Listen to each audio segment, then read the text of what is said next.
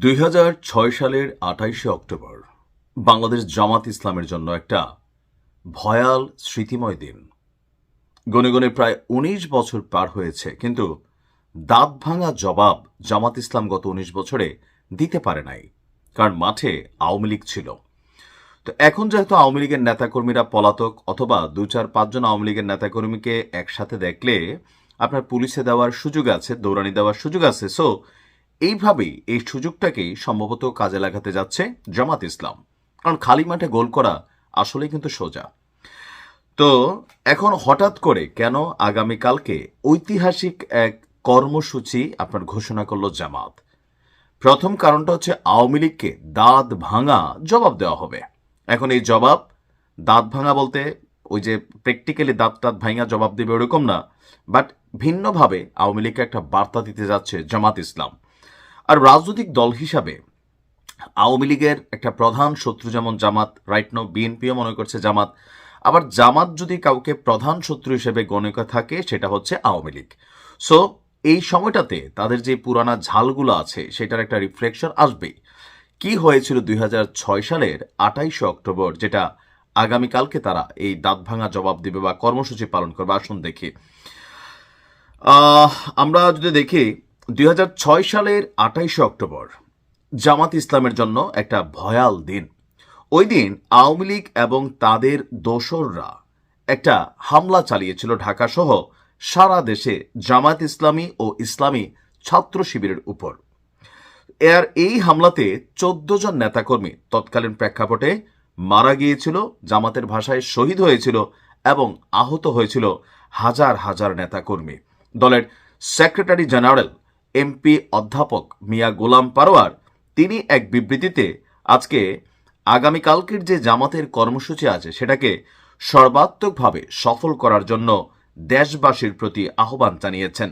তো দেশবাসী তো নামবে না, জামাতবাসী যারা আছে তারাই নামবে। এদেশে দেখেন দেশবাসী বলতে কোনো শব্দ নেই, কেউ কোনো না কোনো দলেরই অনুগত আমরা। তার বক্তব্য শুধু ঢাকা নয়, সারা দেশে ১৪ দলের সন্ত্রাসীরা হামলা চালিয়ে চরম নৈরাজ্য সৃষ্টি করে।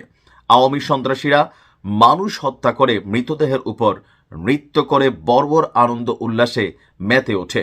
আপনাদের খেয়াল থাকার কথা, লগি বৈঠার এক বিরল দৃশ্য বাঙালি যেতে দেখেছিল, যে আওয়ামী লীগের একটা সম্ভবত কি বলা হয় যে হরতাল অবরোধ বা সরকার পতনের আন্দোলন ছিল, সেখানে লগি বৈঠা দিয়ে যে মানুষ মারা হয়েছিল। জামাতের দাবি এখানে জামাতের নেতাকর্মীরাই টার্গেটেড ছিল। এই ঘটনার প্রতিবাদে আপনার আগামীকালকে দেশের সব মহানগরী, জেলা, উপজেলা এবং থানা পর্যায়ে সভা সমাবেশ এবং বিক্ষোভ মিছিল এবং সর্বপর্যায়ে আলোচনা সভা, দোয়া মাহফিল অনুষ্ঠিত হবে।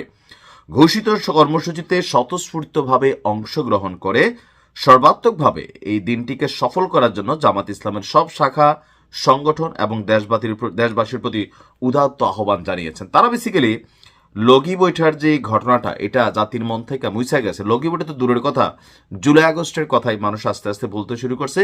আর এটার জন্য আসলে মানুষ দায়ী না, দায়ী হচ্ছে আমাদের রাজনৈতিক দলগুলো। কারণ এই দেশে সুষ্ঠু নির্বাচনের মাধ্যমে পরপর ২বার কোনো রাজনৈতিক দলকে এদেশের জনগণ কিন্তু আসলে চায় নাই। কারণ যারাই ক্ষমতায় আসে, ক্ষমতায় আসার আগে তারা থাকে মজলুম, আর ক্ষমতায় আসার পরে তারা হয়ে যায় অত্যাচারী।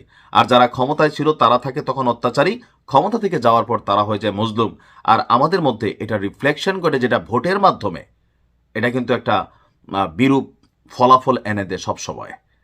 তো এখন আগামীকালকের এই কর্মসূচি দেশবাসী কিভাবে নিচ্ছে, নাকি শুধু জামাত একে অংশগ্রহণ করবে, সেটা হচ্ছে কথা। তবে আমার ধারণা এখানে জামাতের বাইরে অন্য দলের মানুষ কানেক্ট হবে না, কারণ দিন শেষে আমরা সবাই রাজনৈতিক কর্মী। আমরা আমাদের দলের বাহিরে অন্য কোনো দলের ভালো কাজ হোক খারাপ কাজ হোক সেখানে কিন্তু যাই না। দেখা যাক কি হয় আজকে, আগামীকালকে। ভালো থাকুন।